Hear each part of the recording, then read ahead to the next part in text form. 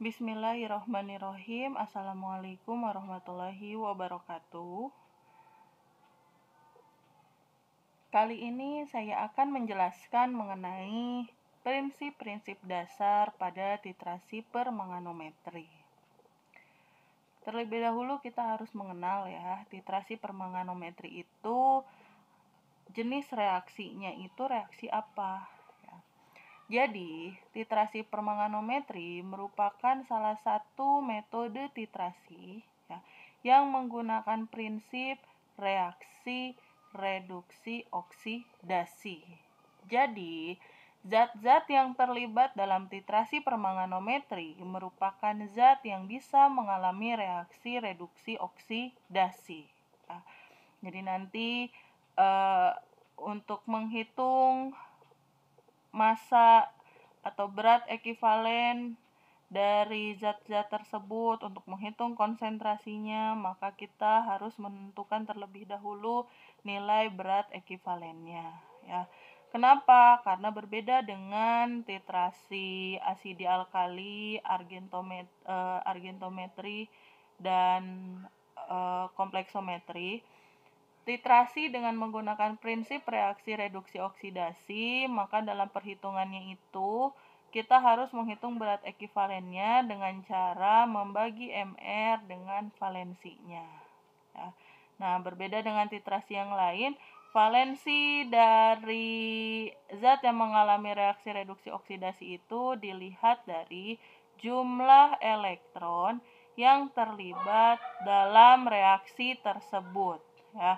Nah, bagaimana cara kita mengetahui jumlah elektron yang terlibat? Bisa dilihat dari setengah reaksi reduksi atau reaksi oksidasinya. Ya, bisa kita lihat dari nilai setengah reaksi redoksnya. Nah, kemudian larutan standar apa yang biasa digunakan dalam titrasi permanganometri? Berdasarkan namanya, ya, titrasi permanganometri ini menggunakan larutan standar berupa kalium permanganat. Ya, jadi ciri khas dari titrasi permanganometri adalah menggunakan larutan standar kalium permanganat atau KMNO4. Ya. Nah, tadi ya seperti yang telah saya jelaskan, karena titrasi ini menggunakan prinsip reaksi redoks, maka perlu dipahami kembali mengenai konsep reaksi reduksi oksidasi, terutama dalam menentukan jumlah valensi suatu zat yang mengalami reaksi redoks. Ya, di mana valensinya itu bisa dilihat dari jumlah elektron. Nah, jumlah elektron yang terlibat itu bisa dilihat dari setengah reaksi redoksnya. Sekarang mari kita bahas ya mengenai zat yang digunakan dalam titrasi permanganometri, yaitu kalium permanganat ya, yang memiliki rumus kimia KMNO4. Kalium permanganat merupakan suatu oksidator yang berharga. Ya, maksudnya berharga di sini tuh dia merupakan oksidator yang sering dipakai ya, yang cukup baik sifat oksidatornya. Kemudian dia juga bersifat oksidator kuat. Ya, kenapa dia bersifat oksidator kuat? Karena mempunyai nilai potensial sel yang cukup besar, ya, yaitu sebesar 1,51 volt. Ya. Kalau dia bersifat sebagai oksidator, berarti si kalium permanganat ini harus, kalau dia oksidator kuat, harus mudah mengalami reaksi reduksi. Nah, ciri-cirinya itu apa? Ya, dia itu mudah mengalami reaksi reduksi dilihat dari nilai potensial selnya yang cukup besar. Jadi makin besar nilai potensial sel suatu zat, maka dia semakin mudah mengalami reaksi reduksi. Semakin mudah dia mengalami reaksi reduksi, maka dia semakin bersifat sebagai oksidator kuat. Ya. Nah, kalium permanganat itu ya, bersifat sebagai oksidator kuat pada suasana asam.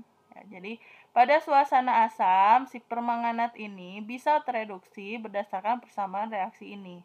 Jadi dia si permanganat ini bisa tereduksi menghasilkan Mn2+ ya menjadi suatu oksidator kuat dengan nilai potensial sel 1,51 volt ya. Berdasarkan reaksi ini dengan cara menerima 5 elektron pada suasana asam ya. Jadi dia biar bisa mengalami reaksi reduksi ya sebagai oksidator si MnO4- si permanganat ini harus menerima 5 elektron. Sehingga karena ada 5 elektron yang terlibat dalam perubahan si MnO4- menjadi Mn2+, maka valensi reaksi tersebut adalah sebesar 5 ya. Jadi nilai valensi dari permanganat itu adalah 5. Sehingga berat ekivalennya bisa kita hitung yaitu sebesar 31,6 ya, didapatkan dari hasil MR dibagi dengan nilai valensinya ya. MR dari KMnO4 dibagi dengan valensinya sebesar 5 ya, seperti itu. Jadi kita harus kenal dulu nih dengan si kalium permanganat. Berdasarkan reaksi ini ya kita bisa tahu bahwa si permanganat ini bisa mengalami reduksi pada suasana asam. Nah, asam apa aja yang bisa digunakan untuk memberikan suasana asam pada larutan permanganat ini ya. Ternyata asam yang digunakan itu bisa pakai H2SO4, bisa pakai HCl ya. Dengan H2SO4 ya, si asamnya ini, si H2SO4 ini tidak bereaksi dengan larutan permanganat yang encer. Ya, berarti si H2SO4 ini hanya memberikan suasana pada si kalium permanganat ini. Tetapi kalau dengan HCl ya, asamnya si HCl-nya ini kemungkinan dapat bereaksi dengan si larutan permanganat dengan reaksi seperti ini. Jadi kalau kita nanti mau mereaksikan permanganat ya supaya menjadi Mn2+, kita kan harus ngasih asam. Nah, asamnya yang paling cocok itu apa? Bisa pakai asam sulfat, bisa juga pakai HCl. Nah, kalau pakai asam sulfat, si MnO4- itu akan langsung membentuk Mn2+ ya, tanpa ada produk tambahan lain selain H2O tentunya ya. Tapi kalau kita menggunakan HCl bisa aja, tapi dia punya kelemahan. Kenapa? Karena kalau kita menggunakan HCl, maka si permanganatnya ini kemungkinan bisa bereaksi dengan si asamnya ya. Jadi si permanganat ini bisa bereaksi dengan si asamnya membentuk lah Mn2+-nya kita dapatkan. Berhasil ya kita mengubah si permanganat ini menjadi Mn2+ dengan potensial sel sebesar 1,51. Hanya saja ya, permanganat ini ya bisa jadi beberapa bagian dari permanganat ini dipakai bereaksi membentuk gas klorida juga ya. Jadi bisa terbentuk gas klorida kalau kita menggunakan asamnya itu berupa HCl. Sehingga jumlah permanganat yang kita gunakan pada saat titrasi nanti kalau pengasamnya itu HCl bisa jadi tidak sesuai dengan yang kita buat.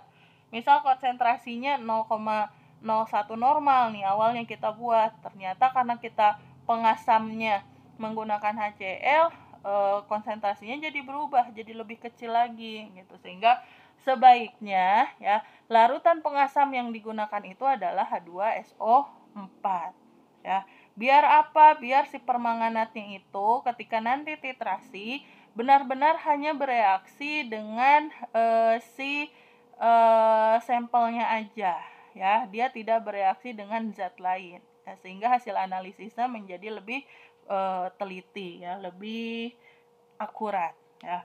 Nah, kemudian kalau dengan HCl tadi, si HCl-nya itu bisa bereaksi dengan CmnO4- ya. Terutama kalau misalnya kita mau menggunakan si permanganat itu dengan garam-garam besi ya.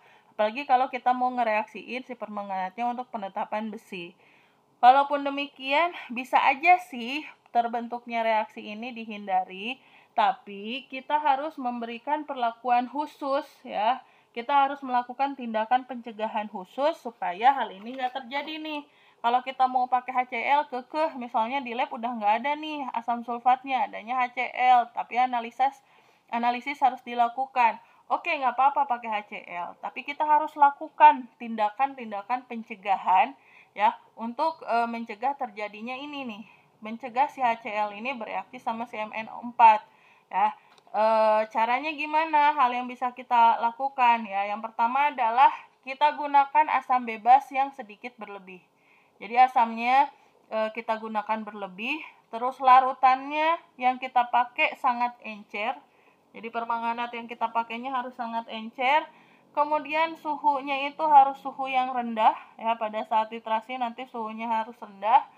Dan titrasinya itu kita lakukan secara lambat ya, dengan perlahan sambil si larutannya itu dikocok terus-menerus.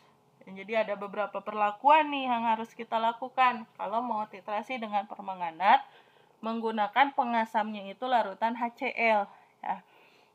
Meskipun demikian, ada beberapa titrasi yang bisa dilakukan dengan si HCl ini ya. Misalnya titrasi arsen 3 oksida ya. Bisa juga stibbium trivalen dan hidrogen peroksida. Jadi reaksi-reaksi dengan arsen, reaksi permanganometri dengan arsen atau stibbium trivalen dan hidrogen peroksida bisa aja kita gunakan pengasamnya itu HCl. Namun yang paling baik digunakan adalah H2SO4. Jadi sebaiknya kalau mau titrasi permanganometri pada suasana asam, maka asam yang digunakan itu adalah H2SO4 ya, supaya si permanganatnya itu benar-benar bisa berperan sebagai oksidator yang kuat ya, sehingga mudah bereaksi dengan zat-zat reduktornya. Oke, kemudian pada suasana basah, bisa nggak sih si permanganat ini kita pakai? Ternyata bisa ya. Permanganat dapat pula digunakan dalam larutan yang bersifat basah ya. Kalau larutannya itu berupa basah kuat ya, maka reaksi yang terjadi ini ya ada 2 tahapan reaksi. Yang pertama, reaksi perubahan MnO4- menjadi MnO42- ya, MnO4- menjadi MnO42- melibatkan satu elektron. Ini reaksinya berlangsung relatif cepat ya, dengan nilai potensial sel 0,56 volt ya. Bisa dia sebagai oksidator. Kemudian tahapan reaksi yang kedua, ini reaksi yang relatif lambat. Jadi MnO42- yang terbentuk dia bisa berubah menjadi MnO2 dengan nilai potensial sel sebanyak 0,6 volt ya, cukup besar ya. Nah, kalau misalnya ini pakai basah kuat. Jadi kalau pakai basah kuat ada 2 tahapan reaksi. Pertama, si permanganatnya menjadi MnO42-, kemudian si MnO42-nya berubah menjadi mangan dioksida atau MnO2 ya, dengan melepaskan 2 elektron ya. Kalau misalnya dia reaksinya itu reaksi yang lambat. Kemudian kalau pada basa yang kurang kuat, jadi kalau pada basa yang kuat itu ada 2 tahapan reaksi. Kalau kita menggunakan larutan basa yang kurang kuat ya, yang agak lemah, maka reaksi yang terjadi nanti ini ada 1 tahapan reaksi ya, di mana si MnO4-nya ini langsung berubah menjadi MnO2 ya, melepaskan 4 ion H+, menerima 3 elektron ya. Nilai potensial selnya juga cukup besar, lumayan lah, 0,59 volt.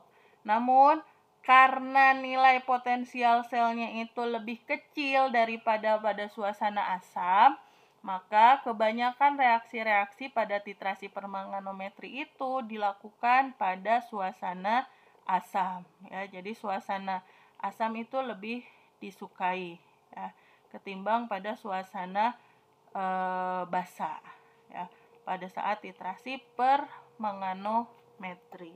Baik, demikian penjelasan saya mengenai pendahuluan dari titrasi permanganometri yang menggunakan larutan kalium permanganat sebagai larutan standarnya ya, di mana kalium permanganat ini bisa digunakan pada suasana asam maupun suasana basah ya. Kalau pada suasana asam dia bisa bertindak sebagai oksidator yang cukup kuat ya. Kalau pada suasana basah nilai potensial selnya itu lebih kecil ya, sehingga suasana asam itu lebih disukai dalam titrasi permanganometri.